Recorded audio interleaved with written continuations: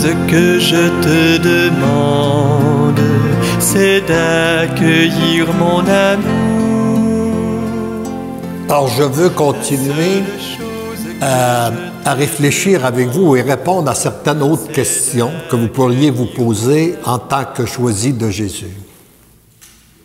Au cas où il y aurait une personne dans cette salle qui aurait dit « pas moi ». Lorsque j'ai dit que vous étiez des choisis de Jésus, au cas où il y aurait une personne qui aurait dit « pas moi ». Non, ça se peut pas. Pas moi, je ne peux pas être un ou une choisie de Jésus. Parce que sûrement que Léandre se trompe. Il fait une erreur lorsqu'il dit que nous sommes tous des choisis ici. Peut-être les autres, mais pas moi. Parce que moi, j'ai trop péché dans ma vie. Moi, j'ai trop un mauvais caractère. Oh, puis moi, là, je ne suis pas une personne assez dévote. Je prie pas assez, etc., etc. Je n'ai pas assez la foi. Non, non, ça se peut pas que moi, je sois un ou une choisie de Jésus. Eh bien, je veux vous rassurer tout de suite en vous disant que Jésus ne nous choisit pas à cause de nos mérites et même de nos vertus. C'est uniquement par amour que son choix s'arrête sur nous ce matin. De la même façon, lorsque son choix s'est arrêté sur les premiers apôtres. Et pour vous aider à comprendre que malgré votre peu de foi, malgré tous vos péchés, malgré votre mauvais caractère, vous pouvez être un ou une choisie de Jésus, je veux vous poser les questions suivantes. Est-ce que vous croyez que Jésus a choisi Pierre parce qu'il avait un bon caractère? Est-ce que vous croyez que Jésus a choisi Matthieu parce que c'était un homme honnête et qu'il avait une bonne réputation? Est-ce que vous croyez que Jésus a choisi Thomas parce que c'était un homme de foi? Est-ce que vous croyez que Jésus a choisi Saul, qui est devenu Saint Paul, parce qu'il défendait bien les chrétiens? Vous voyez, Jésus a choisi des gens bien ordinaires, hein? Comme vous et moi, avec leurs faiblesses, leurs lacunes, leurs défauts et tout ça. Mais ces gens-là sont devenus des piliers de notre Église. C'est sur ces gens-là qu'il a bâti son Église, sont devenus les premiers apôtres de notre Église. Qu'est-ce qui a bien pu se passer? Pour que ces gens-là, à partir de qu'est-ce qu'ils étaient, soient devenus des apôtres pour bâtir l'Église. Qu'est-ce qui s'est passé? Jésus les a regardés, il les a aimés. Comme il nous regarde. Chacun de nous, il nous a aimés, il nous aime. Il les a aimés malgré leurs faiblesses, leurs difficultés, comme il le fait avec chacun de nous. Et Jésus les a invités à le suivre. Et ces gens-là ont répondu oui. Ils ont quitté leur filet, puis ont suivi Jésus. C'est ce qui se passe encore aujourd'hui dans les choisis de Jésus. Si nous répondons oui à l'invitation de Jésus et en prenant du temps pour être avec lui, à vivre selon sa volonté, il va nous transformer, comme il a transformé les apôtres en sa présence. Mais le même Jésus qui était présent avec les apôtres est présent aussi aujourd'hui avec nous.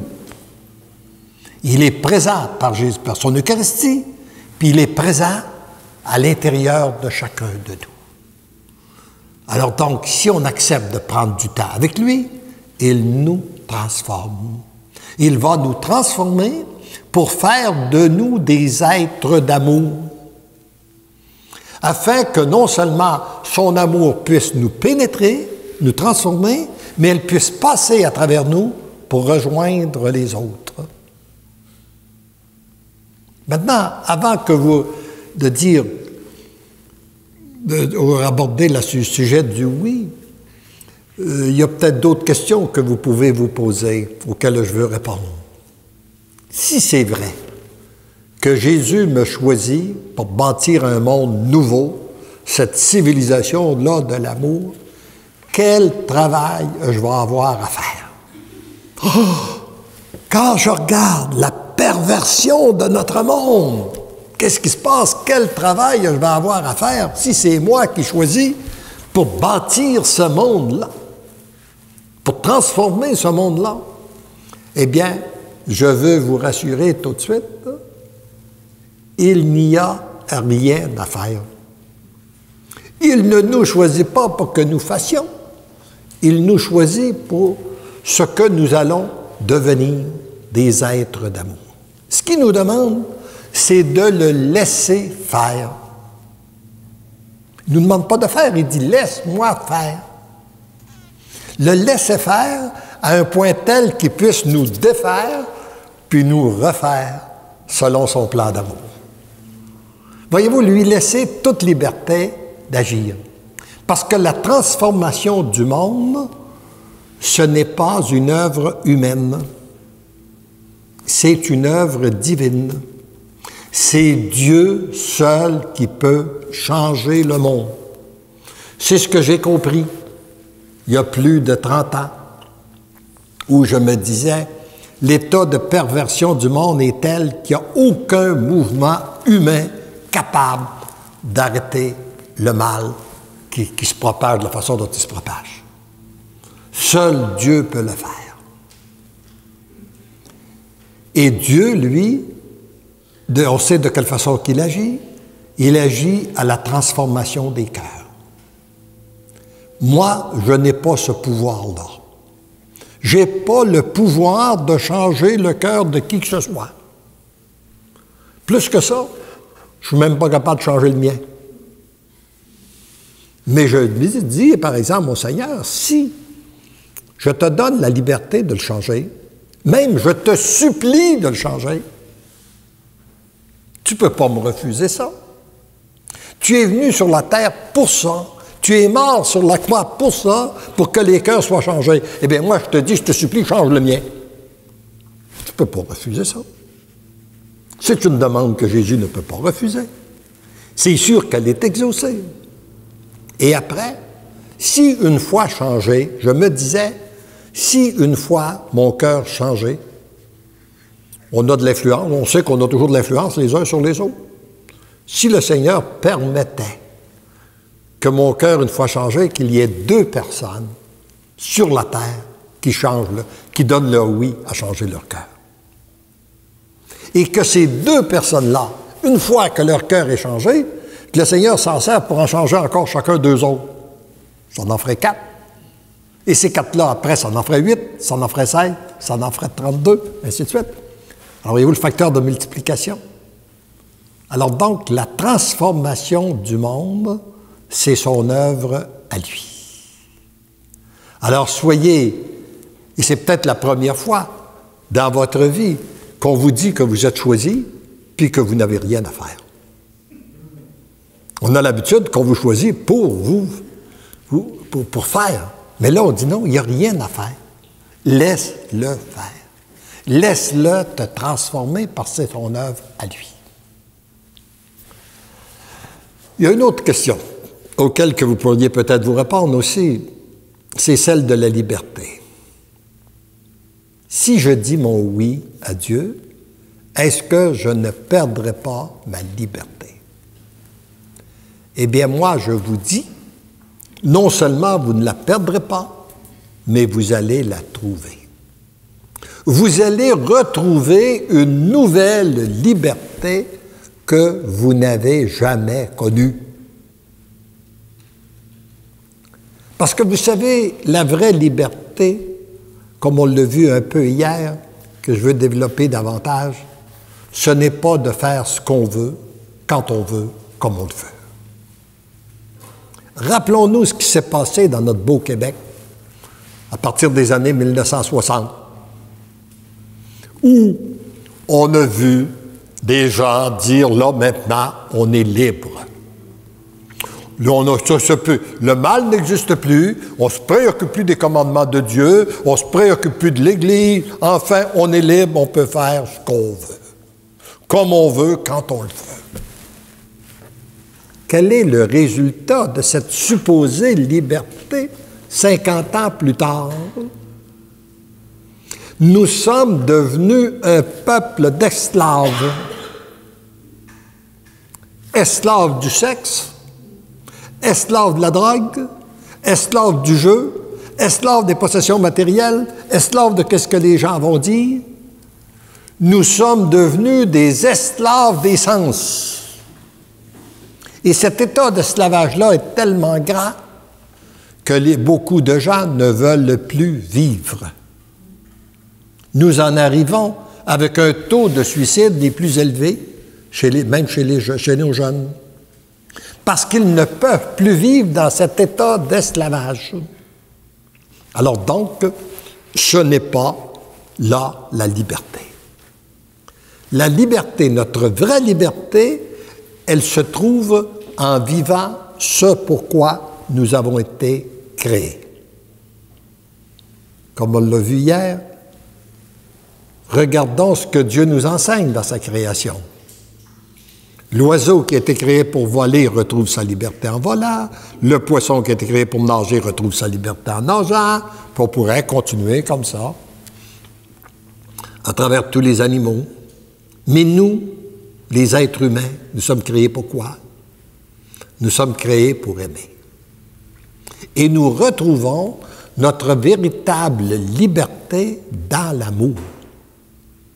Pas un amour déformé comme il est souvent présenté, mais un amour qui prend sa source dans l'amour même de Dieu, en s'alimentant la véritable source qui est Dieu. Et c'est là qu'on découvre réellement la véritable liberté des enfants de Dieu. Mais Dieu, en tant qu'enfant de Dieu, il respecte toujours notre liberté. Moi, j'ai la mission de vous inviter à donner votre oui. Mais vous pouvez dire non. Vous avez cette liberté-là. Il n'y a personne sur la terre qui peut vous obliger à dire oui à Dieu. Mais il n'y a personne non plus qui peut vous en empêcher. C'est une décision qui appartient à chacun de nous. On n'a pas besoin de le consentement de personne d'autre autour de nous. Peu importe notre situation. Parce que c'est une décision qui se prend entre Dieu et nous, entre nous et Dieu. Alors, il n'y a personne qui intervient. Alors, vous pouvez donner votre oui, vous pouvez dire non. Et je suis tellement convaincu de la liberté de Dieu et de son amour que j'ose vous dire ceci. Si vous répondez non, Dieu va vous aimer quand même. Puis il va continuer à vous poursuivre de son amour. Par contre, vous allez vous priver des grâces qu'il voudrait déverser en vous aujourd'hui même. Le petit coin du paradis terrestre que je vous ai dit, dans lequel entraient, pénétraient ceux qui donnaient leur oui, eh bien, vous n'y aurez pas accès immédiatement. Ça va être retardé pour vous si vous répondez non. Et en même temps, et il se peut aussi que vous puissiez continuer, que vous allez continuer peut-être sur un chemin de souffrance. Comme j'ai eu l'occasion de répondre dans une interview que j'avais donnée à la radio suisse, où après l'interview, la dame me dit, si vous vouliez, quelle est la parole que vous pourriez dire à quelqu'un qui ne veut pas se convertir ou qui ne veut pas mettre Dieu dans sa vie, pour tâcher de le convaincre? Bien, je lui ai dit, moi, la seule chose que je peux dire, c'est que lorsque je rencontre quelqu'un qui ne veut pas mettre Dieu dans sa vie, après lui avoir parlé de Dieu, je lui dis, si tu n'es pas prête à l'accepter, c'est peut-être que tu as pas assez souffert. Continue à décider par toi-même dans ton chemin de souffrance. Puis quand tu auras assez souffert, ben, rappelle-toi que moi je t'ai dit qu'il y avait un autre chemin pour toi, c'est celui de dire oui à Dieu. Et là, tu pourras donner ton oui à ce moment-là. Et d'autre part, c'est que si on dit non à Dieu, on retarde son plan d'amour. Je dis bien, on le retarde, on ne l'empêche pas. Parce que comme il est dit dans ces volumes-là, la décision du Père est ferme. Son amour va circuler sur la terre comme au ciel. Ça fait 2000 ans qu'on lui demande ça. Quand on lui dit que ta volonté soit faite, que ton règne vienne, sa volonté, c'est que l'amour circule sur la terre comme au ciel. Et sa décision, elle est prise, ça va se réaliser. Et comme il veut, il nous choisit pour que ça se réalise d'abord à l'intérieur, à travers nous. Si on répond non, ben on retarde un peu son plan parce qu'il va être obligé d'en choisir d'autres. Mais ça va se réaliser quand même. Alors donc, par contre, il y a un danger qui guette les choisis de Jésus auquel il y a une mise en garde que je veux vous faire. Et pour moi, le plus grand danger qui nous guette, c'est celui de vouloir dire oui à Dieu et de ne pas avoir le courage de dire non à ce qui est contraire à la volonté de Dieu. Parce que pour entrer pleinement dans ce plan d'amour que le Seigneur nous propose, il faut renoncer au mal. On ne peut pas prendre juste une partie de la parole de Dieu, une partie de l'enseignement doctrinal de l'Église, puis dire ça fait mon affaire, puis j'arrange ça à ma façon. Non, non, non. Pas ça, là. C'est pas du tout ta volonté. C'est pas toi à faire la sélection. Il faut que tu entres pleinement. Comme il est dit dans ces livres-là, il te faut accepter la totalité de la parole de Dieu et de l'enseignement doctrinal de l'Église sans en rejeter un iota.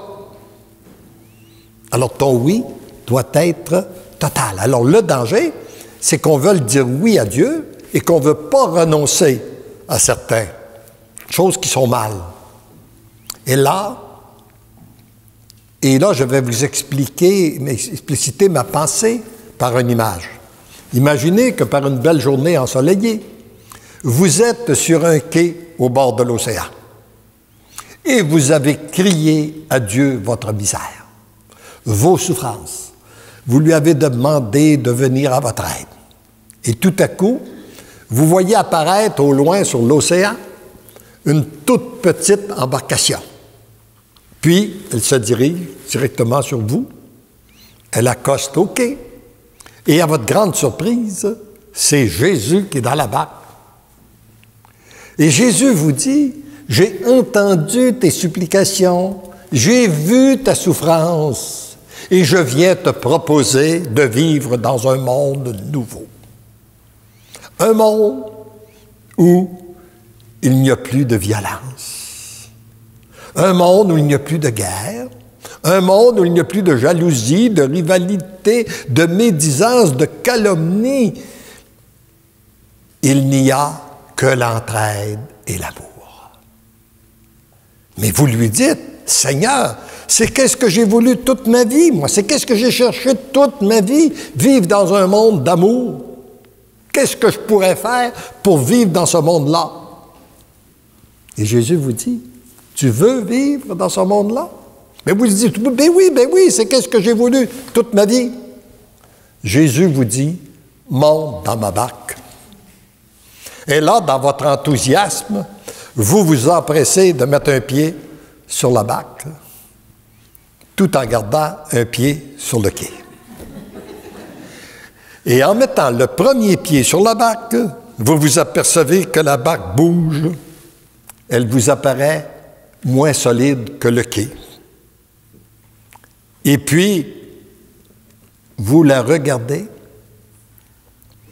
et puis elle vous apparaît toute petite par rapport à l'immensité de l'océan.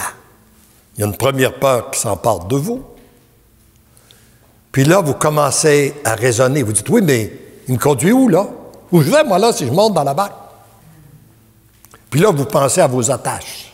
Mais oui, mais je ne peux pas partir de même. Ma famille, mes amis, mon travail, ma maison, mon auto, enfin. Vous pensez à toutes vos attaches. Et là, pour être bien sûr de ne rien perdre, vous demeurez un pied sur le quai, puis un pied dans la barque, sur la barque.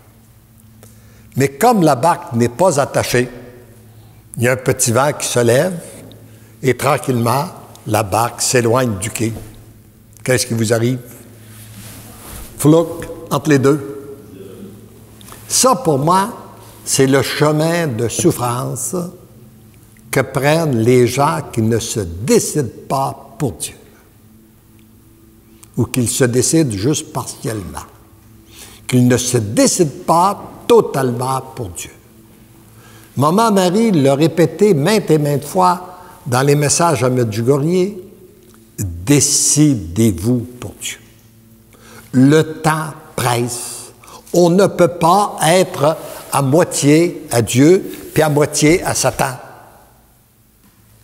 Notre décision doit être ferme, et ça, c'est une décision qu'on a à prendre, de se décider totalement pour Dieu. Jésus a été très ferme aussi sur ce plan-là dans ses enseignements. Il a dit que votre oui soit un oui, que votre non soit un non. Les tiennes, je les vomirai de ma bouche. Alors, continuons à réfléchir en écoutant le chant numéro 4, le voilier blanc. Viens mon tout petit sur mon voilier blanc, sur le voilier blanc du moment présent. Laisse-toi guider, je t'emmènerai aux rives d'amour et d'enchantement. Seigneur, guide-moi et amène-moi aux rives d'amour et d'enchantement. Le passé n'est plus important. Au pardon de Dieu, il est maintenant. Seul est important le moment présent. Mon amour en toi, ton amour en moi. Seul est important le moment présent. Ton amour en moi, mon amour en toi. Oh, viens t'approuver au moment présent, aux grâces coulant sur toi maintenant. Ton cœur grandira d'instant en instant, et il deviendra l'amour pleinement. Mon cœur grandira d'instant en instant, et il deviendra l'amour pleinement.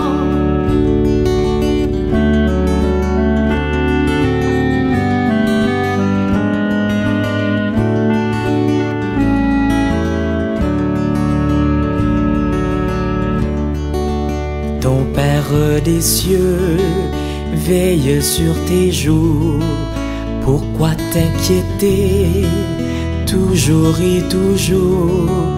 Ta sécurité est à l'intérieur, où tu es comblé par un Dieu d'amour. Ma sécurité est à l'intérieur, où je suis comblé par un Dieu d'amour. Ensemble goûtons le moment présent, cueillons ces trésors, voguons pleinement. Laisse-toi aimer, reçois mon amour, et dans ce courant, tu deviens l'amour. Je me laisse aimer, j'accueille l'amour, et dans ce courant, je deviens l'amour. Viens mon tout petit, sur mon voilier blanc, sur le voilier blanc du moment présent.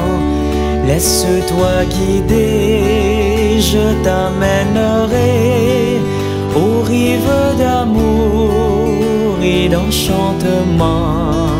Seigneur, guide-moi et amène-moi aux rives d'amour et d'enchantement.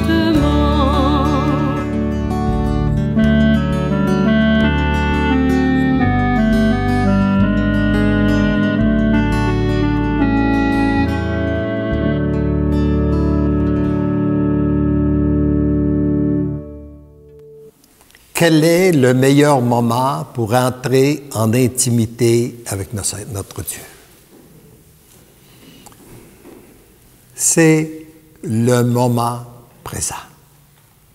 C'est pas celui qu'on a vécu ce matin, il est passé, il est terminé. C'est pas celui qu'on va vivre cet après-midi, il n'est pas arrivé. Il n'y a qu'un seul moment où on peut entrer en relation avec notre Dieu, c'est le moment présent. Et moi, j'ai la ferme conviction que si nous profitions de tous les moments présents que nous avons pour entrer en relation avec notre Dieu, dans l'espace de très peu de temps, nous serions tous des saints et des saintes. Ça ne veut pas dire qu'ils vont nous monter sur les autels, là. Mais on serait transformés par son amour. Mais il y a quelqu'un que ça ferait pas son affaire, que nous devenions tous des saints et des saintes. Et lui, il s'est donné comme mission de nous empêcher de vivre le moment présent. Savez-vous comment il fait ça? En nous situant dans le passé ou dans le futur. Alors, on n'est pas dans le présent. Dans le passé, en nous culpabilisant, puis dans le futur, en nous inquiétant. On n'est pas dans le présent. Pourtant, Jésus nous a donné tout ce dont on avait besoin pour vivre le moment présent. D'abord, la culpabilité, on aura l'occasion d'en parler cet après-midi.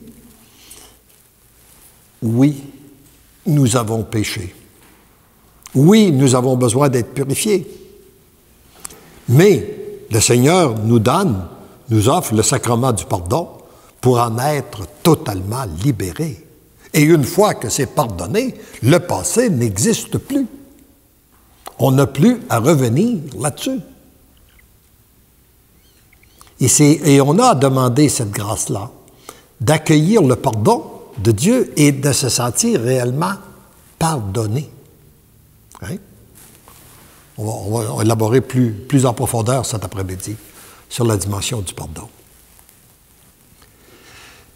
Pour ce qui est du futur, pourquoi que nous nous inquiétons? Jésus nous a donné la réponse. Parce que nous n'avons pas la foi.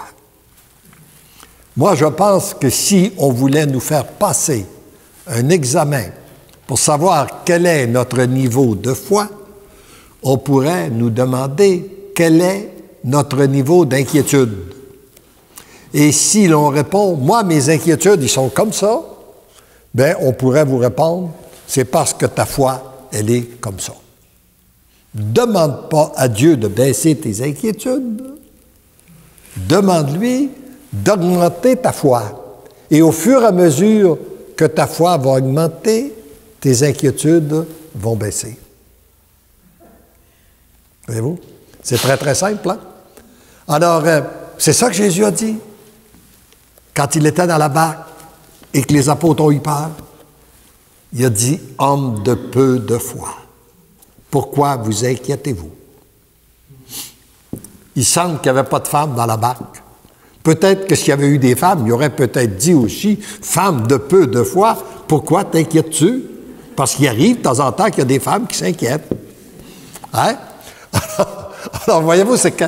Et d'autre part, c'est que si on apprend à méditer ce qu'il y a dans ces volumes-là et qu'on découvre que non seulement nous ne pouvons plus, et qu'on commence à regarder notre vie et qu'est-ce qui s'en vient avec les yeux de la foi, non seulement nous ne pouvons plus nous préoccuper de l'avenir, mais nous devons nous en réjouir. Parce que ça va être de plus en plus beau. Pour la personne qui a donné son oui total, inconditionnel et irrévocable au Seigneur, ou qui renonce à sa volonté pour faire la volonté de Dieu, qui pour moi est la même chose, elle reçoit des grâces toutes particulières. Mais les grâces qu'elle reçoit à l'instant sont proportionnées à l'ouverture de son cœur. C'est uniquement suivant l'ouverture du cœur qu'on peut goûter à l'amour de Dieu. Mais aussitôt que notre cœur s'ouvre et qu'on goûte à l'amour de Dieu, notre cœur se dilate. L'ouverture se fait de plus en plus grande.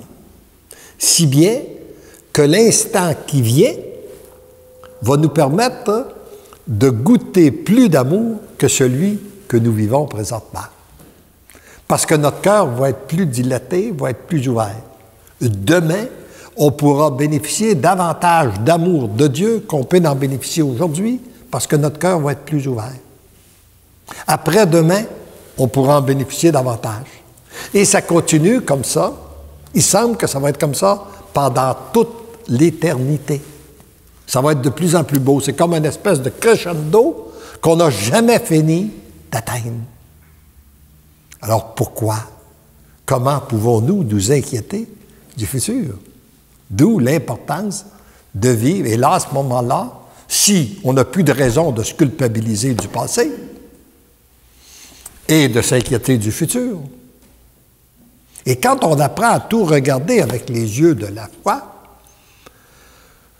vous savez, ce qu'on peut regarder, on a vu qu'il y a des gens qui ont regardé la mort du cancer, qui ont vécu le cancer avec les yeux de la foi, ils l'ont vécu dans la jubilation. Et d'autre part, on peut dire que sur le plan humain, la pire chose qui peut m'arriver, c'est de mourir. Mais sur le plan de la foi, c'est la plus belle chose qui peut nous arriver. Alors, parce qu'on va aller découvrir notre Dieu, on espère qu'il vienne rapidement sur la terre pour bénéficier de son amour immédiatement. Mais s'il permet qu'on aille au ciel, on va y entrer tout de suite. Une grâce beaucoup plus rapide. Alors donc, on ne doit pas avoir peur de la mort. Et si on n'a pas peur de la mort, et qu'on voit ça comme étant une belle chose, il y a quoi d'autre chose qu'on peut avoir peur? On peut avoir peur de la souffrance. On en parlera cet après-midi. Mais la souffrance étant un moyen que le Seigneur met à notre disposition pour notre purification. Puis lui, il sait, quand on met notre confiance en lui, il sait ce dont on a besoin. Et puis, si pour lui c'est important qu'on souffre aujourd'hui pour être purifié, si on a besoin de souffrir aujourd'hui pour être purifié, pour être davantage heureux avec lui pendant toute l'éternité, moi je lui dis oui. De toute façon, on n'aura pas pour bien des années. Ceux qui sont de mon âge, non, on sait qu'on n'aura pas pour bien des années sur cette terre. Puis l'éternité, ça c'est longtemps. Alors donc, c'est peu de choses. Alors si on n'a plus peur de la mort, on n'a plus peur de la souffrance, on va avoir peur de quoi? On va s'inquiéter de quoi? Il ne nous reste plus d'inquiétude. Hein? Et là, on peut vivre réellement le moment présent. Alors, je voudrais prendre avec vous le message numéro 35 dans le premier volume pour nous aider à comprendre notre rôle davantage de choisi de Jésus. Mon tout petit, et vous vous rappelez que le Seigneur ne parle pas à Léandre, mais il parle à vous. Et c'est à vous qu'il dit, mon tout petit, ma toute petite. Et là, bien, vous vous situez au niveau que vous avez décidé hier au soir, ou bien à l'école de Maman Marie, à l'université, à l'élémentaire, à la maternelle, un petit enfant qui se laisse guider, un nourrisson ou un fœtus dans le sein de la Vierge Marie. Alors, vous vous situez là où vous voulez en écoutant mon tout petit ou ma toute petite.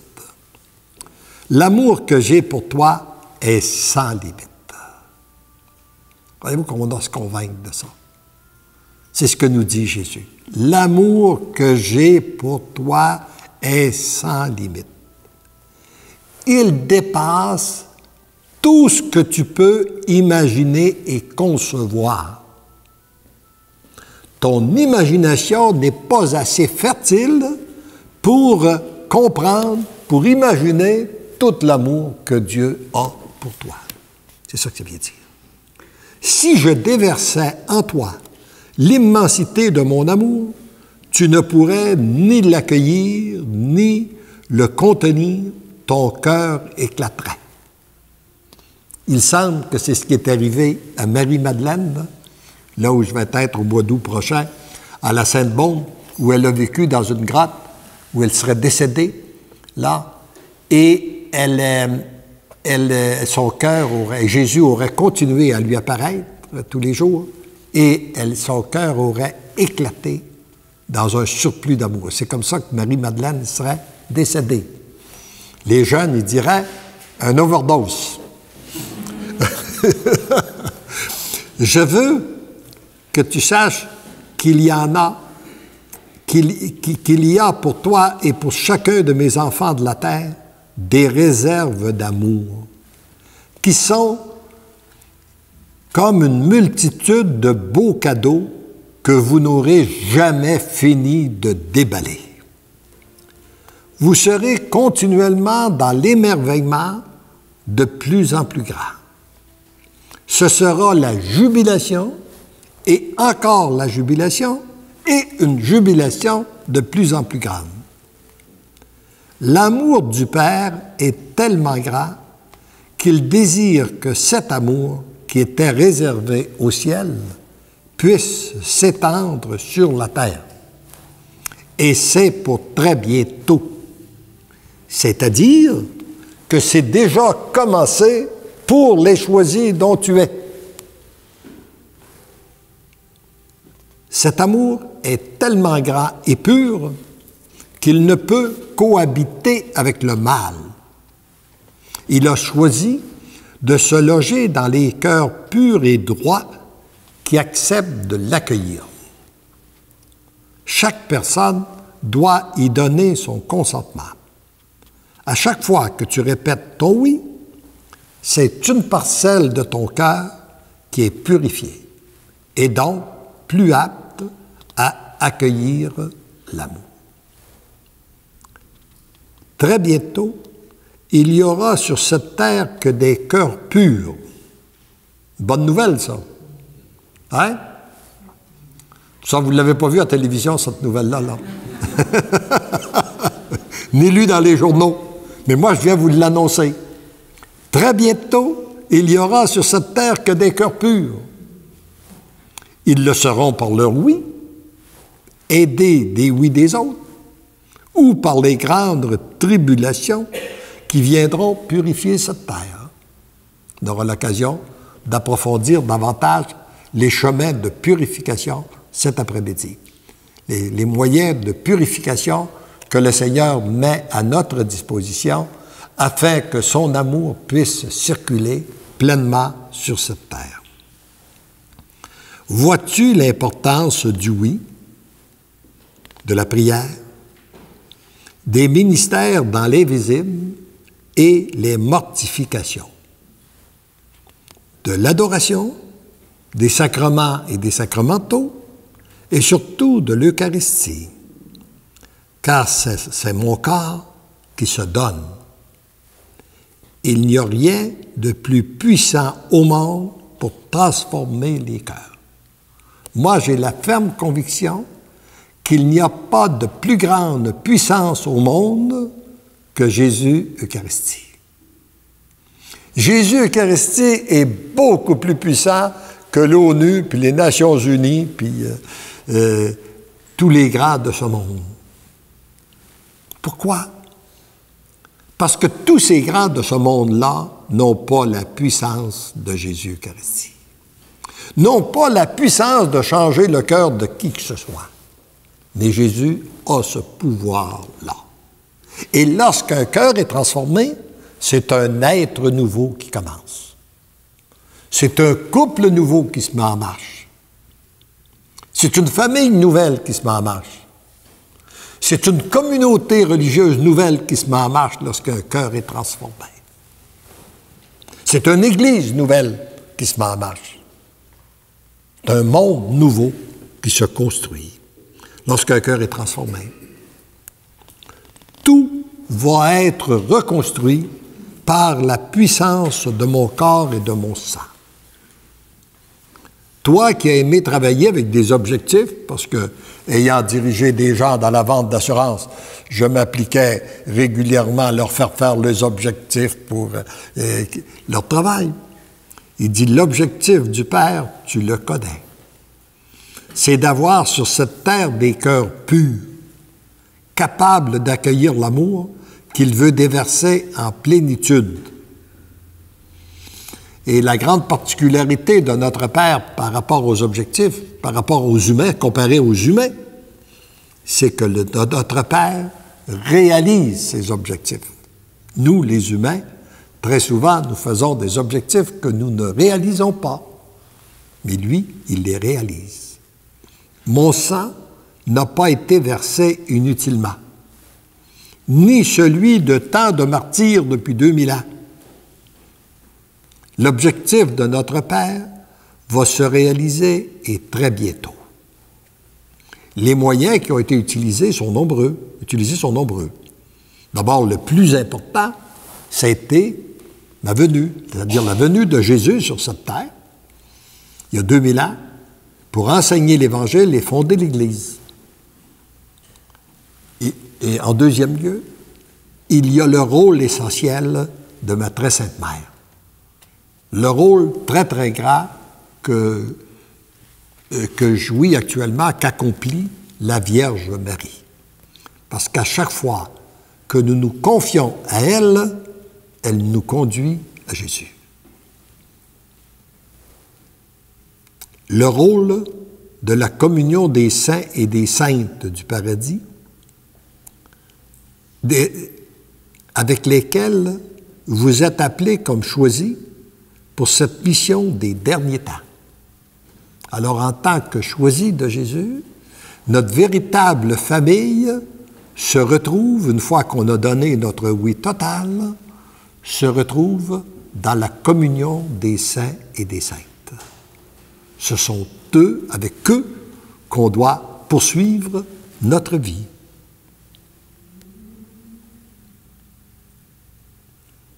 Et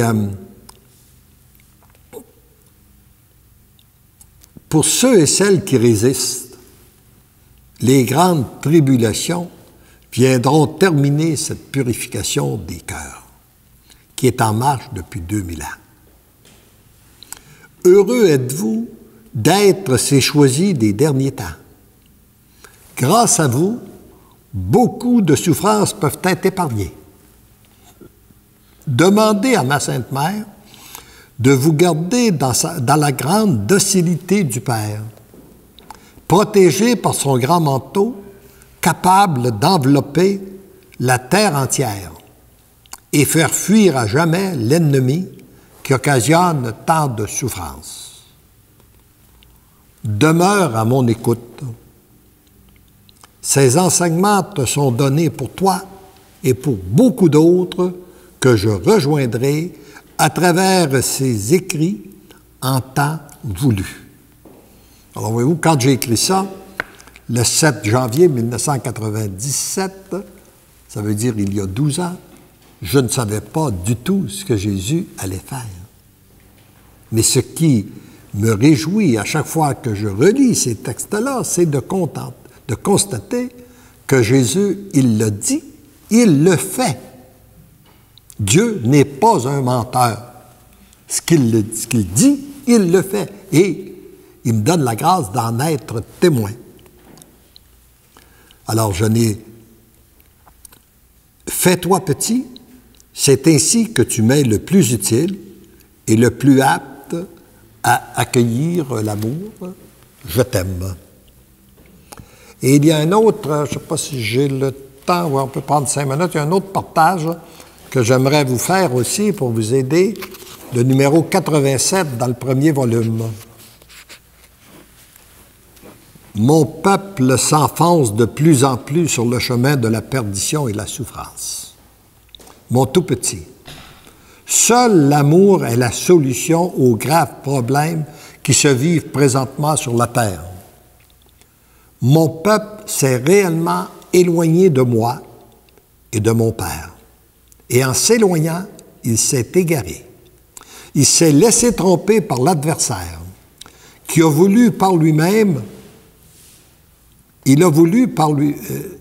par lui-même bâtir son propre bonheur, par ses connaissances, son propre pouvoir, ou en s'accordant tous les plaisirs possibles et inimaginables. Ça, c'est le résultat de la civilisation du 20e siècle qui se termine, qui va être remplacée par la civilisation de l'amour. On a cru qu'on est par notre savoir, notre connaissance, notre science, on n'avait plus besoin de Dieu. Remarquez bien qu'il n'y a pas de mal dans le savoir, la science, la connaissance. Ça doit être au service de Dieu, Dieu le permet. Mais là où nous avons péché, nous nous sommes égarés encore une fois, c'est l'orgueil qui s'est emparé de nous, puis on a dit maintenant, on est assez intelligent, on n'a pas besoin de toi, Seigneur. Puis on bâtit un monde qui ne fonctionne plus. Alors on s'est égaré, puis en même temps, on y a ajouté, on a cru de pouvoir découvrir le bonheur en s'accordant tous les plaisirs possibles et inimaginables. Il se retrouve sur le chemin de la souffrance, sous toutes ses formes. Violence, guerre, division, persécution, maladie occasionnée par leur conduite mauvaise, etc. La plus grande des souffrances, c'est le mal de l'âme, le manque d'amour. Mon cœur, celui de mon Père et de ma Sainte Mère, souffre de constater l'égarement de nos petits-enfants de la terre que nous aimons et de les voir tant souffrir et de continuer à s'enfoncer de plus en plus sur le chemin de la perdition et de la souffrance. Ils sont tellement dans les ténèbres qu'ils ont peur de la lumière. Et lorsqu'ils l'entrevoient, leurs yeux ne peuvent la supporter, ils retournent à leurs ténèbres. Voyez-vous, si vous avez été pendant longtemps dans une pièce enténébrée et que vous vous retrouvez au gros soleil devant la grosse lumière, vos yeux ne peuvent pas la supporter. Et c'est malheureusement ce qui arrive actuellement trop souvent pour des gens qui sont dans les ténèbres, ne peuvent pas supporter la lumière de Dieu. Et ils préfèrent retourner dans leurs ténèbres. Alors on verra de quelle façon qu'on peut les aider tout simplement, nous, par nos prières et surtout en devenant des êtres d'amour. S'ils savaient combien ils sont aimés, ils couraient se jeter dans nos bras, les uns après les autres, et en un instant, ils seraient transformés. Ils sauraient qu'ils sont pardonnés, aimés, purifiés, et l'amour arrangerait tout. Vous, mes choisis des derniers temps, qui lisez ces lignes, c'est vous que le Père a choisi pour répandre son trop-plein d'amour.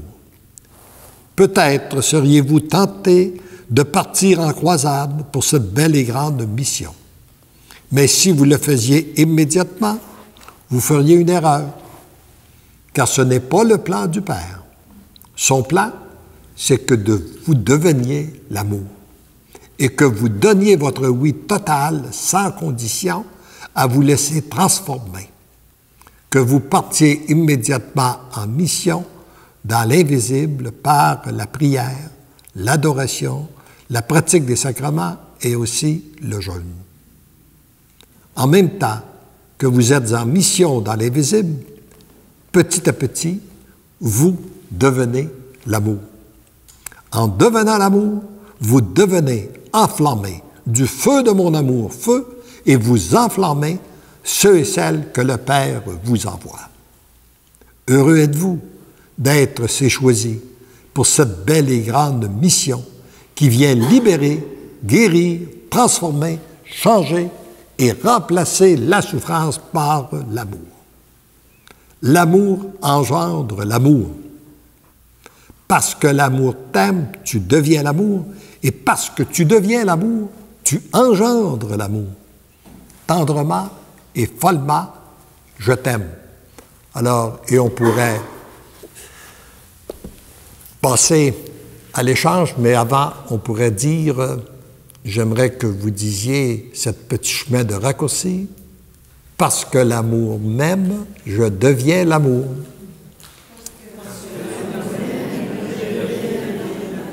On va le répéter 3 fois. Parce que l'amour m'aime, je deviens l'amour. Parce que l'amour m'aime, je deviens l'amour. Et vous allez le dire pour les autres, en passant à tous ceux et celles que les gens qui sont près de vous, mais aussi tous ceux et celles que vous portez dans votre cœur. On va le dire 3 fois. Parce que l'amour t'aime, tu deviens l'amour. Parce que l'amour t'aime, tu deviens l'amour. Parce que l'amour t'aime, tu deviens l'amour.